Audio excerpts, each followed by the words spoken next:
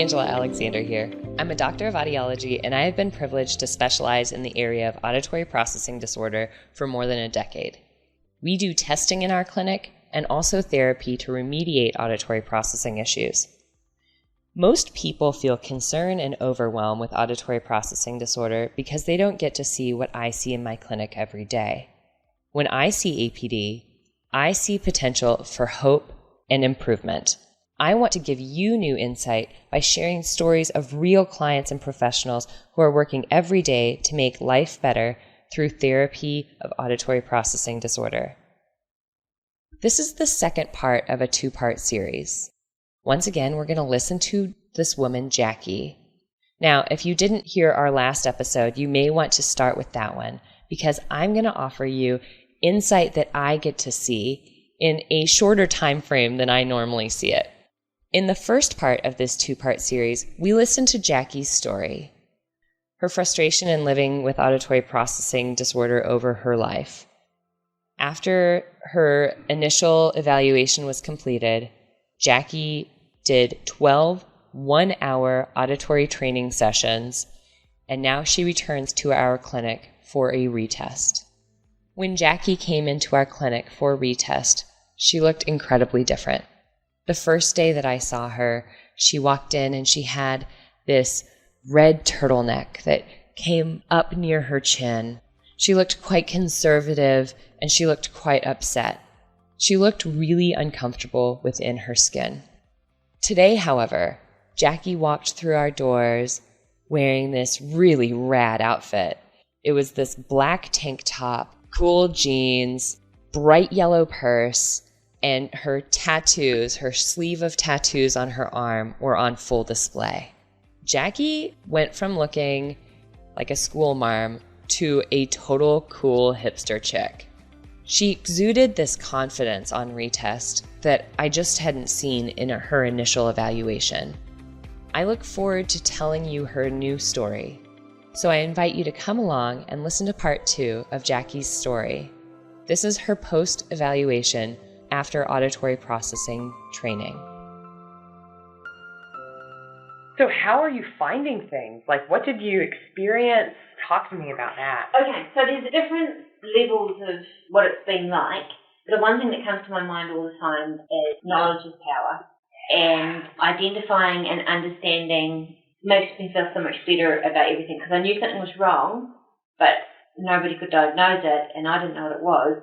But I knew it wasn't right, and that was really hard to manage. But actually realising that, struggling to hear and then struggling with word recall and, and with reading, and that it's all actually part of this thing, this diagnosis, and it's not actually that I'm defective or there's something wrong with me. It's like, oh, I actually have a condition, and that's actually okay. So it's been remarkable for my self-esteem. Yeah, so that's been really cool. I have been very open with my colleagues, and I tell people so that they can understand. If people have strong accents, I will tell them. Okay, so next, when we first talked, you said to me, I can't imagine what therapy looks like because I can't imagine this being different. Yeah. Couple questions. Okay. Number 1, was it what you imagined? No, I didn't even have a starting idea about how that could be. Yeah. Okay, cool. Thank you. How could you explain that to someone else? How would you explain it? The therapy? Yeah. It was similar to the way that you explained it to me, in that basically it's like going back to school when you're 5 or whatever, and you're learning your letters and your vowels and your sounds. And the reason that we do that is because that information or those sounds in your brain has gotten a little bit muddled, and you need to relearn it. And it's okay to relearn it because your brain creates new neurological pathways. Yes! And that's how we learn. Yes, and we learn by repeating over and over and over and over until your brain is like, oh, there's a different F and TH are 2 different sounds. G and J are 2 different sounds. B and D are 2 different sounds. But I didn't realise before I started the therapy that I could barely tell the difference between sounds, especially vowel sounds. A and E, I and O, they sound nearly identical to me. Yeah, so that was huge for me. It's realising that It's when you talk to me about, you that told me about the difference between, like, intelligence and... So, like, dyslexia? Yeah, because your intelligence is here, but your reading and speaking ability, your and communication ability. In the middle. And it's like, okay. It's that difference. It's that difference between your intelligence and your ability to communicate both in a spoken and a written manner. Yeah. And just realizing that you're not dumb, that's a huge thing. It's like, I'm just as intelligent as everybody else. I just struggle with process. And so I can learn this. This is okay. I'm not deficient. No, you're not deficient. No. And it's interesting. Like, this is something I've been thinking about a lot lately because a friend of mine is an advocate for people with disabilities. And we've talked about, what I'm doing and the work that I plan to do. And it's tough because when we normally look at disabilities and we look at, hey, this is what I can do to help you, it makes it sound like I'm judging a person with a disability that they're not good enough or they're not something. But I feel like auditory processing is difficult because it's just showing you there's something that could be improved. It's not actually a part of your identity. It doesn't have to be a part of your identity. You are not auditory processing disorder. Yeah. You have had auditory processing problems, and they're getting better, right? Yeah. So something I'm still kind of thinking through, because someone said that it's not okay to do simulations of disabilities or difficulties because it makes a person with a disability feel upset because when the simulation is over, the other person gets to go back to real normal life. But for me, after having processing difficulties myself, I want people to know what it feels like. Yeah. Right? Do you? I don't. Did a client say that to you? No. It's my friend who is a specialist in disabilities. But that's also, she's looking at things from a whole body perspective. Like the clients she's talking about, they have autism, they have lots of different things going on that make them neurotypical. But for me, I'm like, no, I want people to experience it because I want them to see that we can improve it. I have two thoughts. One, for someone who doesn't know what it's like to have, we'll call it a disability, it's not a disability, letting them experience what it is like enables them to have compassion and understanding, right? And we can all do with a little bit more compassion, understanding and tolerance of one another. And people do get frustrated when someone can't hear, and it's because they don't know what it's like to not be able to process sound, right? For me, I would really like to know what it is like for somebody with autism so I can actually see from their perspective and I can be more understanding and compassionate towards them. You've articulated that absolutely perfectly, by the way. And, I might need to talk to her and, delve a little bit deeper onto what she's thinking about. But it's interesting because with autism, I read this article where it says that people with autism have a hard time kind of telling the future. They have a hard time being able to anticipate what is going to happen. So if you take a child with autism into a dentist office and they see all of the tools, they don't know what they're going for. No, can you imagine? Yeah, right? Yeah. Which, they kind of are. But I think you're right, and I think that maybe you and I think along the same lines. Whatever we can do to increase a person's compassion, understanding, awareness, empathy is going to be better for the whole world. Because it's not like you are using that simulation experience as a form of entertainment. You know what I mean? It's like, I'm not going to go and do this for fun. And you know what? Maybe it makes sense for what she's talking about, but maybe, and this is what I'm thinking is true, that it's different for APD. Because and a friend of mine who's a videographer said the other day, he said, all of the stuff that you do and you work with is so hard to understand and whatnot. He was like, you always have a complex subject to try to get across. And it's true. It's so...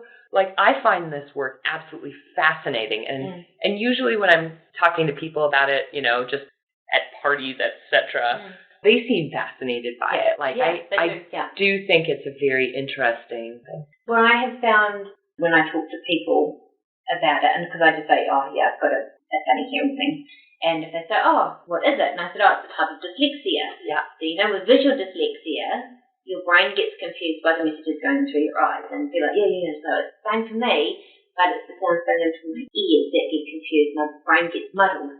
And sometimes background noise comes through really loud, and sometimes words just come through as from wrong. And you'll know I'm struggling because I'll start doing this. Yeah. And I'll just say, there's certain environments that I won't be able to hear anything. How has this made you feel in context to your family relationship? Because I know that was something that was quite poignant for you when we first talked about it. I know that this is kind of a sensitive topic, but it's okay.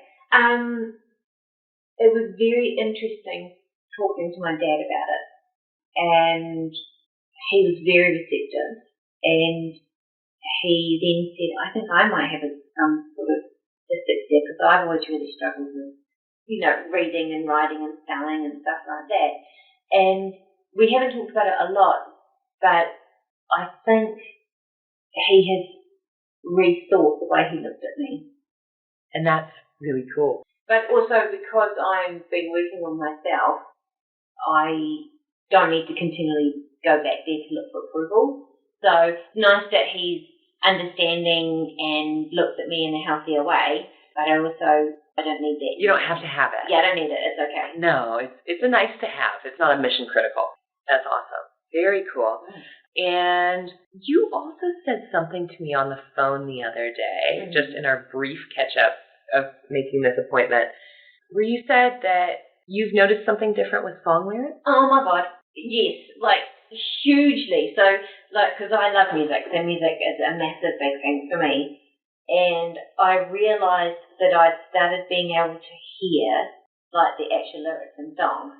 Because often I will get just a couple of words, and it's like, okay, that's it, because nobody can hear the lyrics, And then I'll be driving in my car, and I'll hear the whole line for the first time. And it's like, I've been listening to this song for 3 years, and all of a sudden it just comes through clear as a bell, and it's just awesome. Because it means I get to appreciate the art more and the intent behind it. But it wasn't a one-off, it's happening all the time now, and it's amazing. And I've been watching this hilarious sitcom with my husband. It's called Community, and the dialogue is so clever, but I'm following it all the way through, and I get to laugh because I get the joke, because I never used to get the joke, I couldn't hear it. You said that last time. You were like, I like wordplay. I like this stuff. Yeah. Why can't I get it? Yeah, I can't hear it. I can't hear it. Very cool. That's awesome. Yeah. My husband and I joke around because I met him and I was already kind of on my way to improving my own auditory processing. And we went to an AC/DC concert. Yes. And I was like, oh my gosh. I thought Dirty Deeds Done Dirt Cheap. Yes. I thought it was Dirty Deeds Dungeons Deep. Yes. I was like, okay, when you can hear what I have to say, I got to tell you what I thought those lyrics actually were, because it was so loud. I do that with people, especially at work, because I'll hear something and I'm like, what? I'm sorry, did you just say? Yeah. The name is really small. Yeah. No, okay. Yeah. Last night, my husband and I were watching a movie, and I was like, "Did you get what she just said?" And he goes, "No, I didn't hear that." And I was like, "It's either I really wanted to have a baby, or I'm really tired." I was like, "I'm not sure which one," but it's not to the point. He was like, "I think with the context, let's go with I'm feeling really tired." And I was like, "Okay, that makes sense." But it's good that he's a brilliant processor, but it shows me that even sometimes he doesn't hear things correctly. And then when I do recognize that there's a problem in my own communication, instead of immediately thinking, oh my God, I'm defective, there's something wrong with me, I'm diseased, there's, something's wrong with my brain. Yeah.